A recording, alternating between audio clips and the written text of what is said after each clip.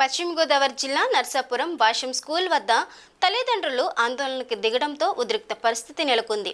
ఎటువంటి సమాచారం లేకుండా ఎల్కేజీ, యూకేజీ తరగతులను భాష్యం స్కూల్ ప్రాంతంలో కాకుండా స్కూల్ యాజమాన్యం వేరే ప్రాంతం వద్ద నిర్వహించడంపై తల్లిదండ్రులు ఆగ్రహం వ్యక్తం చేశారు. ప్రిన్సిపల్తో వాగ్వాదానికి దిగారు. అయితే ప్రిన్సిపల్ సమాధానం చెప్పకుండా ఫీజు మొత్తం కట్టేశారా అంటూ నిర్లక్ష్యంగా ప్రిన్సిపల్ సమాధానం చెప్పడంతో తల్లిదండ్రులు ఆగ్రహం వ్యక్తం చేస్తూ ప్రిన్సిపల్ విద్యార్థుల యొక్క తల్లిదండ్రులకు చెప్పకుండా పిల్లల్ని వేరే చోటికి ఎలా మార్చారో మాకు సమాధానం చెప్పాలని నిలదీశారు. ఎట్టి పరిస్థితుల్లో మా పిల్లల్ని వేరే చోటికి తరలించడం కుదరదని, అలాగే ప్రిన్సిపల్ క్షమాపణ చెప్పాలని పేరెంట్స్ డిమాండ్ చేశారు.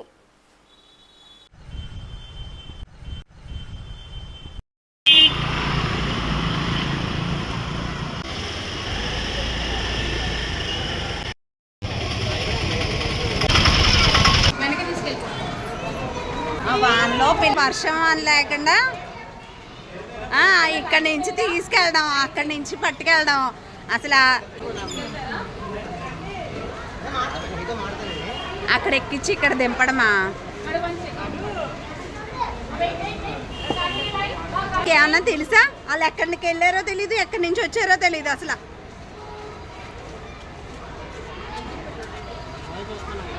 ఏం స్కూల్లో జాయిన్ చేస్తే ఒక స్కూల్ నుంచి ఎక్కడికో తీసుకెళ్ళి మళ్ళీ స్కూల్లోకి తీసుకురావడం.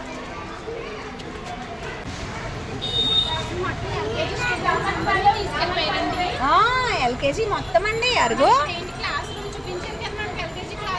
మరి క్లాస్ రూమ్ లేదని చెప్పాల్సింది కదా, మేము అడ్మిషన్స్ తీసుకోమని.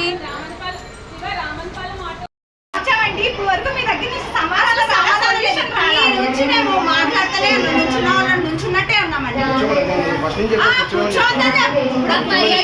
నాకు ఇంత గౌరవం, ఎలాంటి గౌరవం కాబట్టి వాళ్ళని ఎలా చూసుకుంటారో అలా అని మేము జాయిన్ చేసాం కాబట్టి మాకు అలాంటిది కావాలి. ఈ మేడం అడుగుతుంటే మీరు అన్నారంటే అంతా ఫీజు పే చేసేసారండి, మీరు మాట్లాడుతున్నారు అని అడిగారు. కట్టి జాయిన్ చేయాలి. మేము ఫస్ట్ టైం కట్టే జాయిన్ చేసాం. నెక్స్ట్ ప్రాసెస్ నెక్స్ట్ జరుగుతుంది. 5,000 కడతాం, జాయిన్ చేసుకున్నాం. మీరు జాయిన్ చెప్పకుండా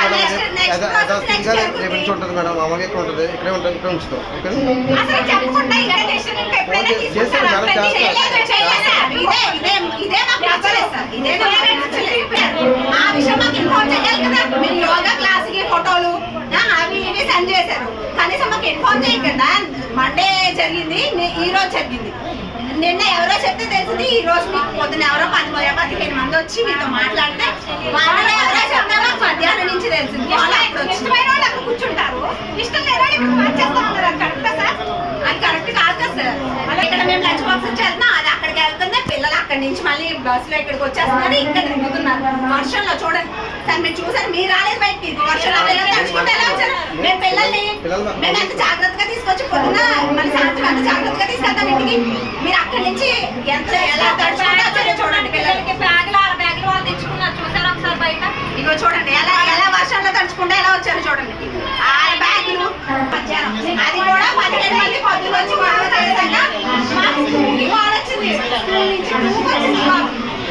నిన్న మాకు ఏం తెలిసింది, నిన్న రోడ్డు మీద మా పిల్లోడు ఎక్కించుకునేటప్పుడు ఎవరో చూసి పిల్లోడు ఏంటి ఇక్కడ ఒక గంట పడుతుంది అంటే గ్రాడ్యువల్గా.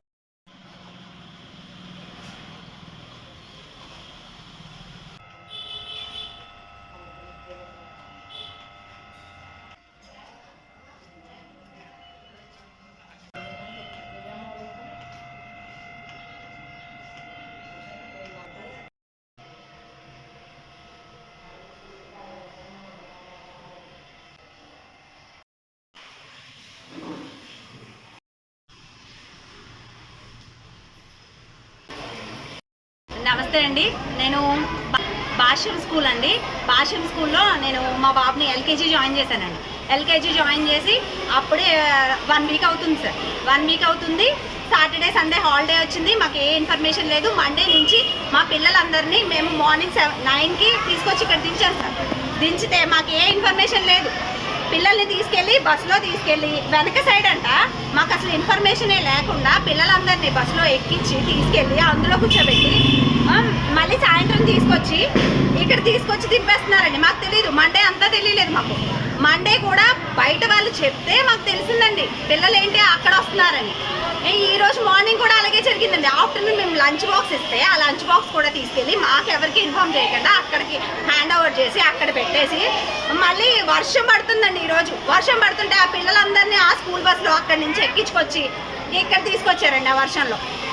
ప్రిన్సిపల్ సార్ని అడుగుతుంటే ఇప్పుడు ఏమైంది, ఇక్కడ లైట్ లేదా, ఫ్యాన్ లేదా, మీరు ఎంత ఫీజు కట్టేశారా, మొత్తం ఫీజు కట్టేశారా, మీరు మాట్లాడుతున్నారని అడుగుతున్నారండి. మొత్తం ఫీజు కట్టేస్తేనే మాట్లాడే హక్కు ఉంటుందా చెప్పండి? పిల్లల్ని అంత బాధ్యతగా చూసుకుంటారని మేము ఇక్కడ స్కూల్లో జాయిన్ చేసాం. బాధ్యతగా చూసుకోవాలి కదండి. ఇప్పుడు పేరెంట్స్ కి కాల్ చేసుకుని వచ్చాం. ఒక పేరెంట్ ఇంకొక 10 మందికి తెలిసి మాకులాగా తెలిసిన వాళ్ళు 10 మంది అడిగితే వాళ్ళకి అసలు రెస్పాన్సిబుల్ గా సమాధానమే లేదంట. లేకపోయేసరికి మధ్యాహ్నం నుంచి కాల్ చేయడం స్టార్ట్ చేసినట్టున్నారు. ఓకే, ఒక కాల్ వచ్చిందండి ఇలా అని. మేము చూసుకుని మాట్లాడతాం ప్రిన్సిపల్ గారితో అని వచ్చామండి. ఆయన దగ్గర 3 గంటలు అసలు సమాధానం లేదండి.